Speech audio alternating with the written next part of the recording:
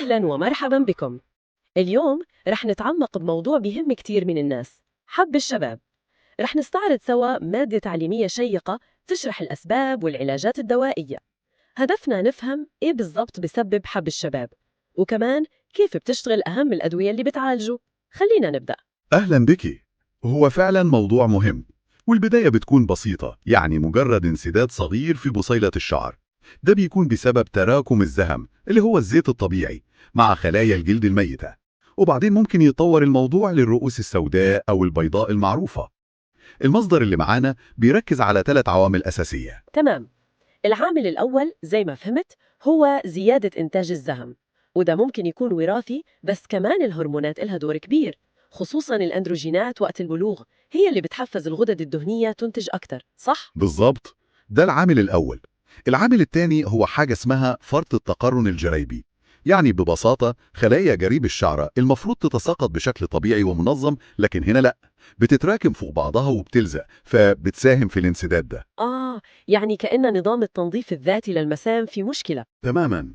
نيجي للعامل الثالث، وهو البكتيريا، تحديدا بكتيريا اسمها بروبينوبكتيريوم اكنس أو بي اكنس. دي بتعمل إيه بالضبط؟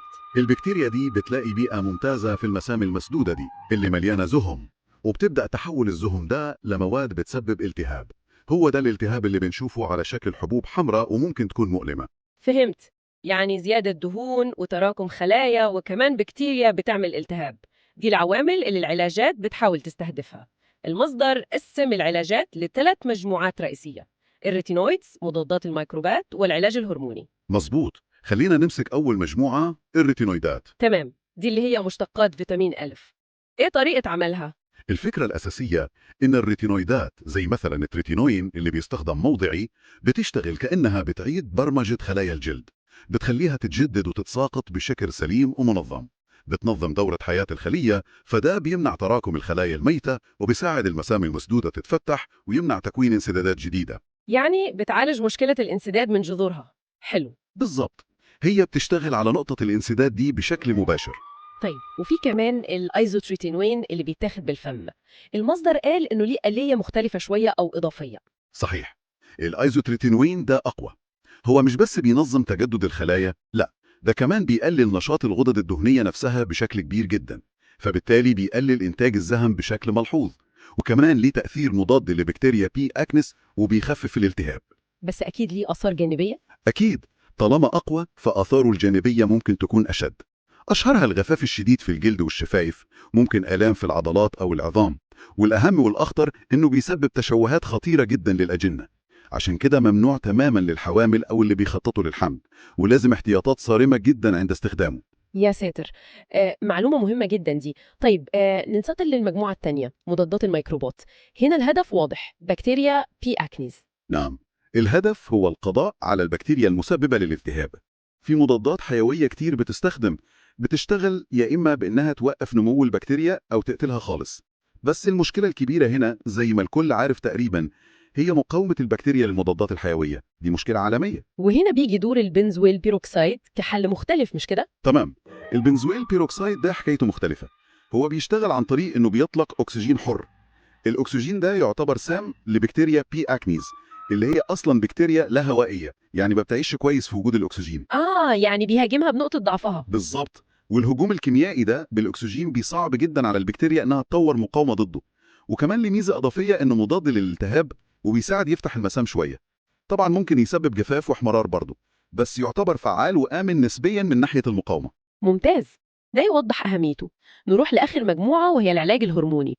إيه علاقة الهرمونات بحب الشباب أصلا؟ المصدر بيشرح إن الأندروجينات اللي هي الهرمونات الذكورية، ودي موجودة عند الرجالة والنساء بس بنسب مختلفة، هي المحفز الرئيسي للغدد الدهنية.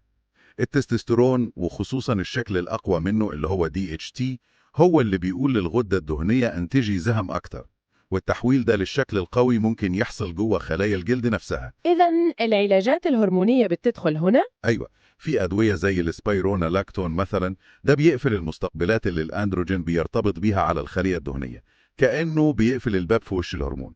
ومن ناحية تانية هرمون الإستروجين اللي هو الهرمون الأنثوي الأساسي ليه تأثير معاكس، بيساعد يقلل الزهم، وكمان بيزود بروتين مهم في الدم اسمه SHBG، البروتين ده بيرتبط بالتستوستيرون الحر وبيخليه مش نشط. وذا يفسر استخدام بعض أنواع حبوب منع الحمل في علاج حب الشباب عند السيدات؟ تماما.